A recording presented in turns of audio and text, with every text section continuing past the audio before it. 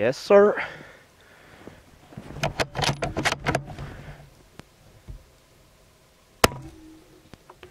Et voilà, un doublé.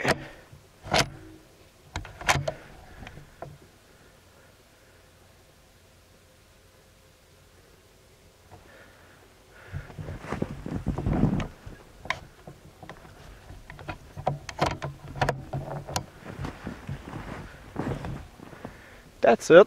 Comme ça qu'on fait ça. That's it. C'est de même qu'on initie ça, une carabine. 2 minutes de chasse, un doublé. Ça me surprendrait qu'il en sorte un autre ici, par exemple. C'est pas une place à meurtre, à coyote, là. D'habitude, c'est des... des paires comme ça là, qui se promènent des couples. C'était sûr aujourd'hui avec la neige qu'elle est ici. C'est un des seuls îlots dans le coin qui est à l'abri des intempéries. Puis il a neigé toute la nuit. Fait que c'était sûr qu'il était couché dans cette patch-là.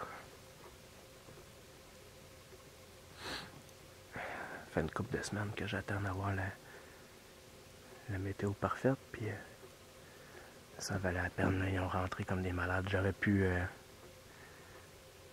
les laisser encore approcher, là. Le premier attendait juste que le deuxième s'en vienne, là.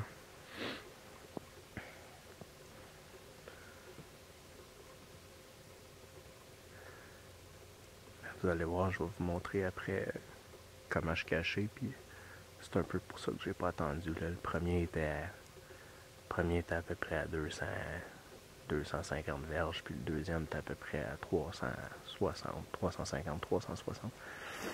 Fait que c'était tout en dedans de l'ajustement de mon arme, là. Fait que j'avais pas besoin de me casser la tête à prendre de distance à rien. C'est pour ça que j'ai pris la shot. Il y a presque pas de vent. Juste pour vous donner une idée là, de comment que le monde panique un petit peu trop là, avec... mon Dieu, il y a de la merde ici. Pas des bonnes conditions pour une caméra. Comment que le monde panique trop là, avec le camouflage au coyote. Là. Pour vrai, un coyote, c'est les mouvements que ça regarde. Le reste, là, quand même que tu serais habillé avec ton coat en flanelle rouge là, dans le milieu du champ en blanc, là, ça change pas grand-chose. Je vais vous montrer où j'ai été installé. Là. En plein milieu du champ.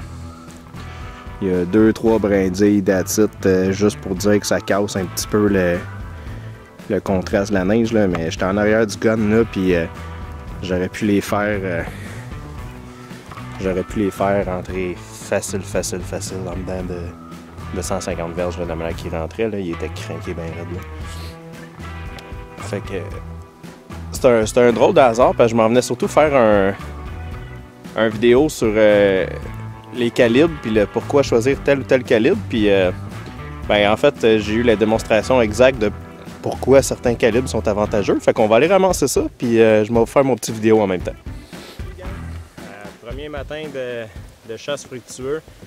Ça faisait quand même une couple de semaines, j'attendais d'avoir la bonne météo, puis j'étais en train de préparer ma load puis tout. Fait que j'ai commencé ma saison plus tard que d'habitude, mais je savais déjà depuis l'année passée qu'il y avait un couple qui se tenait ici tout le temps, puis qui était encore vivant à la fin de la saison. C'est un des spots que je viens toujours au début de l'année, avant que les skidoo se mettent à se promener. Puis aujourd'hui, avec la neige qu'il y avait, qui a tombé cette nuit, c'était pratiquement sûr qu'ils étaient dans cette patch-là. C'est la seule place qu'ils peuvent vraiment se cacher. Fait que, écoute, ça a pas...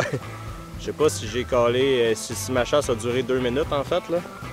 C'est souvent comme ça au coyote. Puis j'ai tiré la femelle en premier. Comme de fait, le mâle l'a gossé, puis il n'a pas voulu partir tout de suite. Fait que j'ai récolté le mâle tout de suite après.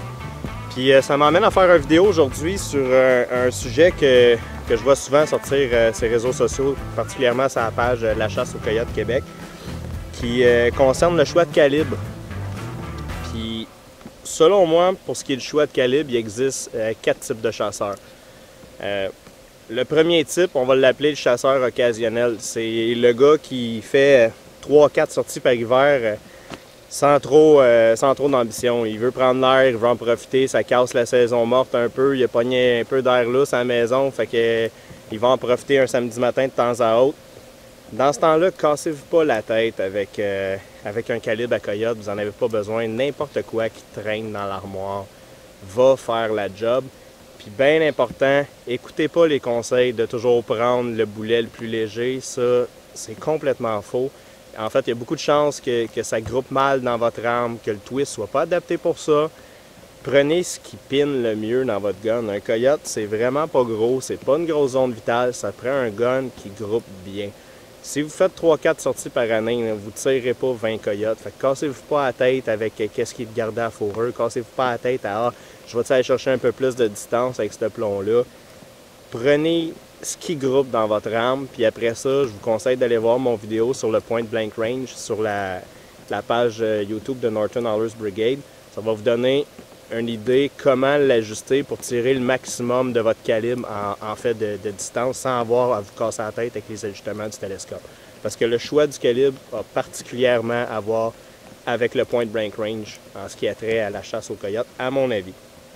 Puis dites-vous surtout que, anyway, en dedans de 250, même 300 verges, là, tous les calibres standards, peu importe le boulet, vont faire un job vraiment sensiblement pareil. Si vous ajustez votre point blank range comme il faut, si vous faites le zéro de votre arme de façon à ce que le point blank range soit optimal, de 0 à 270, 275 verges, il n'y aura pas aucune différence. Peu importe le calibre, vous allez être plus ou moins toujours en dedans de 3 pouces de votre point de visée.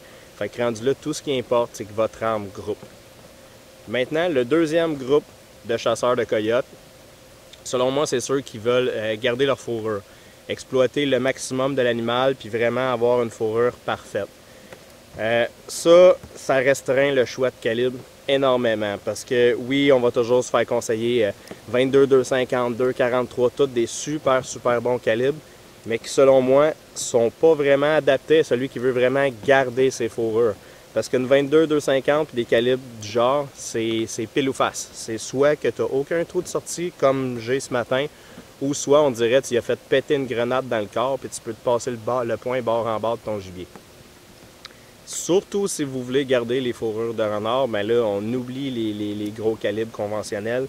Les seuls calibres qui selon moi vont vous donner une fourrure en pratiquement parfaite condition, presque 100% du temps, ça va être 2,23 avec un boulet léger, 204 Ruger, puis ceux qui veulent garder les renards en plus en parfaite condition, j'irai avec un calibre que j'ai adoré pour ça, ça a été le 17 Fireball, puis toutes les dérivés de ce calibre-là. 17 Fireball, vous allez planter un coyote à 300 verges sans aucun problème, je ne tirerai pas beaucoup plus loin que ça, mais bien placé, 300 verges, c'est vraiment pas un problème, ça a une... De 0 à 300, 350 verges, elle a une courbe balistique de malade. Puis j'ai jamais eu un trou de sortie, même dans un renard, avec une 17 Fireball. Fait que vous allez vraiment avoir une fourrure impeccable à chaque fois. Après ça, ça nous emmène à ce que j'appelle les mordus de chasse aux coyotes. Les gars qui vont sortir souvent, qui prévoient en tirer beaucoup, qui veulent étirer leur distance justement pour augmenter leur chance de récolte, puis moins avoir à se casser la tête. Là, on tombe dans les calibres vraiment dits Varmint. 22-250. 204 Ruger, super bon calibre, mais 204 Ruger, passé 400 verges, 400 verges, c'est sa limite. Là, on commence à étirer la sauce pas mal. 223, 300, 350 verges, on commence vraiment à étirer la sauce du calibre. Les seuls coyotes que j'ai eu à courir dans ma vie, sur des centaines de coyotes tirés, ça a été avec la 223. Qui pouvait faire un 100-150 verges dans le bois, qu'il fallait que j'aille le rachever, ça a été de la 223. Super bon calibre, même avec la 204, ça m'est arrivé. Des super bons calibres, mais qui manquent un peu de puissance, sauf que c'est un super bon compromis entre garder ta fourrure, calibre à coyote. Sauf que quand on parle vraiment de calibre à coyote, pour des tripeux de coyotes qui veulent faire des shots à 350, 400, 500 verges, parce qu'on sait que ça arrive souvent aux coyotes qu'on a des shots à faire à cette distance-là, c'est en étant capable de faire ces shots-là qu'on augmente notre pourcentage de récolte. Mais là, j'irais vraiment dans la 22, 250, 243 pour rester dans les calibres communs. 25-06, calibre vraiment sous-estimé, super performant. Et à partir de là, pour jouer dans ces distances-là, on va dire 500 verges et moins, Speed kill, ça prend de la vitesse. Fait qu'aller d'un boulet léger, on veut de quoi qui roule à mort. Parce que votre avantage avec ces calibres-là, c'est exactement comme le gun que j'ai ce matin. En ce moment, j'ai ma 6 mm Creedmoor, mais avec un 55 grains. Je sors avec un 22 pouces seulement, je sors à 3800 pieds secondes. Ça donne un point de blank range de plus de 350 verges en étant ajusté bullseye à 300 verges. Fait que de 0 à 350 verges, ce gun-là, je touche absolument à rien. Puis c'est ça qui a fait que ça a été aussi vite planté ces deux-là matin. Le premier, après avoir pris les mesures, était environ à ça, 300 verges. Le deuxième était à 380 verges. Mais je sais que jusqu'à 350, je ne droppe pas. Fait que lui, en ayant évalué la distance par rapport au bois que j'avais scanné à matin, j'ai juste mis ça sur la ligne du dos, passe à tomber. Parce que c'est un calibre ultra plane, puis c'est ce qui va avantager les chasseurs de coyotes. Ça prend un calibre qui a un bon compromis entre le poids puis la vitesse. Avec les 22-250, on va chercher énormément de vitesse. Une 2,43 avec un bon twist puis des munitions qui groupent bien dans un poids léger, on va chercher extrêmement de vitesse. On va aller, en fait, la 6 Creedmoor, c'est l'équivalent de la 2,43 qui prend un petit peu de stéroïdes. Ça va être des super calibres pour faire ce que je vais appeler du médium à début de longue distance. Ça va être les calibres les plus avantageux pour le coyote parce que de 0 à 300-350 verges passées, vous ne vous cassez pas la tête, vous tirez toujours dedans puis ça tombe. C'est merveilleux pour quelqu'un qui n'est pas habitué de jouer avec une réticule balistique, jouer avec l'ajustement de son télescope, qui n'a pas un super bon rangefinder, fait que le matin, il a juste à scanner le bois, scanner les fossés, il n'a pas à être capable de nécessairement scanner son coyote. Puis on sauve un temps fou une fois que le coyote est dans le champ, parce qu'à la minute qu'il rentre en dedans de telle distance, on se casse plus la tête, il n'y en a plus d'ajustement. J'ai plus besoin d'avoir une mesure exacte. Je sais que mon gun, la balistique, va compenser pour la marge d'erreur de la distance. Puis la dernière catégorie, j'appelle ça les hosties de crinqués. Ça, c'est les gars de tir longue distance qui veulent joindre leur passion pour le tir à la chasse aux coyotes. Puis selon moi, la chasse aux coyotes, c'est la meilleure chasse pour les tripeurs de tir longue distance parce que des tirs à longue distance aux coyotes, c'est régulier. Régulier. Puis on entend souvent des gars, ah, il était à 1000 pieds, ah, il était à 1200 pieds, trop loin. C'est pas trop loin aux coyotes. Il faut vraiment être capable de prendre ces shots-là si vous voulez récolter régulièrement. Quel calibre que ces malades-là devraient aller chercher? Bien, premièrement, je conseille de reloader. Puis deuxièmement, là, on tombe vraiment dans la catégorie des calibres style PRS un peu, 22 BR. Ceux que nous autres, on utilise, c'est vraiment ceux-là, 22 BR, la 6 mm Creedmoor, la 22 Creedmoor. 22 Creedmoor, si j'aurais un calibre à avoir pour le coyote, ce serait celui-là. C'est le gun que j'ai eu le plus de plaisir avec. Puis, quel poids de boulet qu'on choisit, là, il faut s'éloigner un petit peu du côté tir. Souvent, les gars en PRS ou en tir longue distance vont toujours prendre le boulet le plus lourd pour avoir le meilleur coefficient balistique. Mais quand on transpose ça à la chasse, il faut aller chercher un compromis entre la vitesse des 55 grains et moins des calibres Varmint et la force de frappe des calibres de 95, 100, 105 grains, 115 grains des calibres de tir longue distance. Le poids idéal, selon moi, pour ces calibres-là, 70-75 grains. On tombe avec un compromis parfait entre une super trajectoire et de la force de frappe. Quand je reloadais ce boulet-là avec Paul dans ma 22 Creedmoor, avec seulement 23 pouces de canon, on atteignait des vitesses de 3450 pieds secondes en 22 Creedmoor. Ça me donnait un point de blank range de pas loin de 340 verges, si je ne me trompe pas. Fait que pratiquement la même chose que j'ai avec elle en 55 grains, ou un petit peu moins, 320, 330, ce qui est vraiment, vraiment raisonnable. Mais j'avais de la force de frappe pour planter un coyote jusqu'à 800-900 verges assez facilement.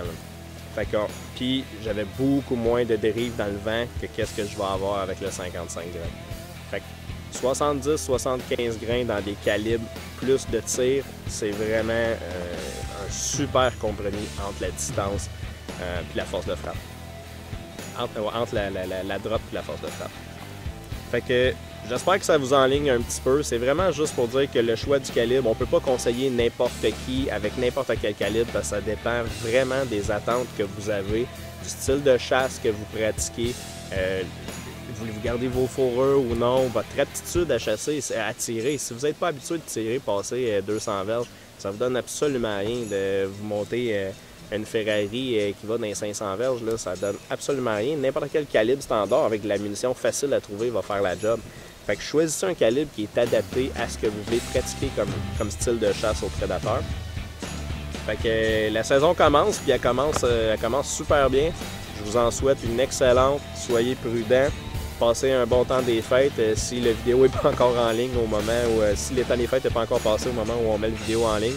Si vous avez des questions concernant le tir, les calibres, la chasse aux prédateurs, vous pouvez toujours m'écrire sur ma page Facebook ou encore nous contacter sur la page de Northern Hunters Brigade. Je vous souhaite une excellente chasse, gang. Faites attention à vous autres.